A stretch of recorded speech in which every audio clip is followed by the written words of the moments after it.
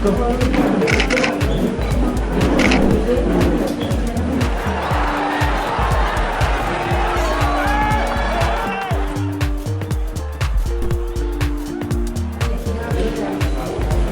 pinter dong.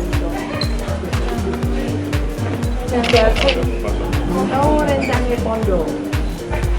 Kenapa? Hah? Dislokasi. Dislokasi.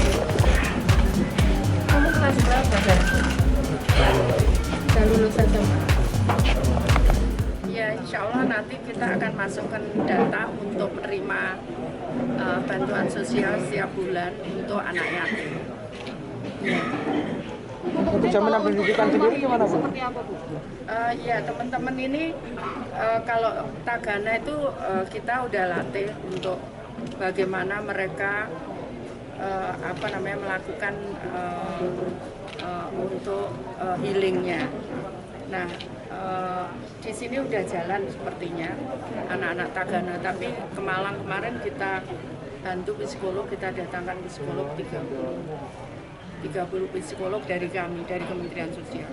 Tambahan ya, ada data dari Dinkes ya, nanti akan yang diajukan berbeda. oleh ada verifikasi anak-anak Tagana, Akan dilakukan kemudian diberikan.